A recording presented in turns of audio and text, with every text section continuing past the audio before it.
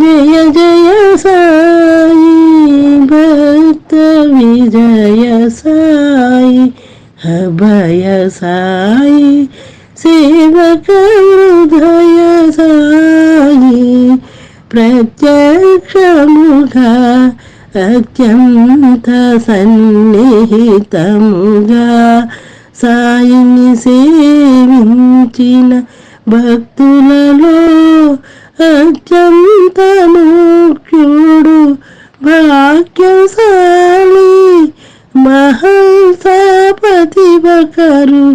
కులదైవము కండేవా పట్ల భక్తి ప్రవర్తులు కలిగి అర్చన మరియు పౌరోహిత్యము చేయువాడు తరతరాలుగా వారు షిరిడీలోనే నివసించారు. వీరికి ఒక మట్టి ఇల్లు కొంత మెట్ట భూమి ఉండేది. నీటి వసతి లేనందున భూమి ద్వారా రాబడి ఉండేది కాదు. కండేవా గుడిలో వచ్చిన దక్షిణ గుడి నిర్వహణకే సరిపోయేది. షిరిడి చిన్న గ్రామం. వారమునకొకసారి సంత జరిగేడిది. స్వర్ణకార వృత్తి ద్వారా కూడా ఆదాయం అంతంత మాత్రమే.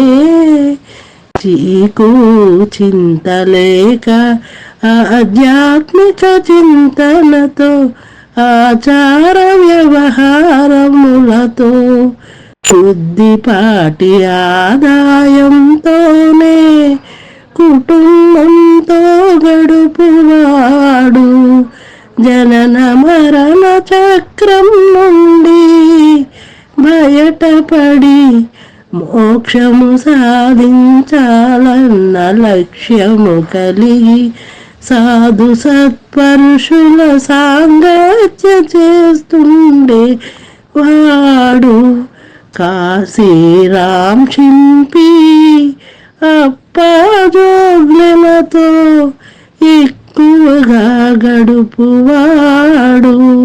షిరిడీకి వచ్చిన సాధు సత్పురుషులను ఆదరించి వారి అవసరాలు సమకూర్చి సేవ చేయువారు.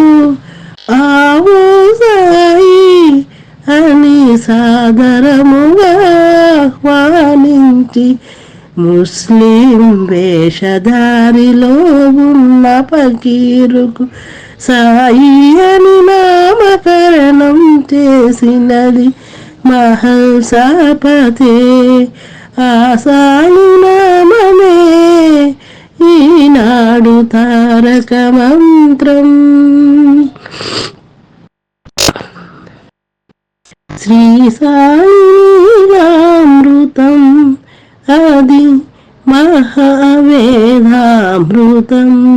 ఇదెంత గ్రోలిన తరగని సుధామృతం.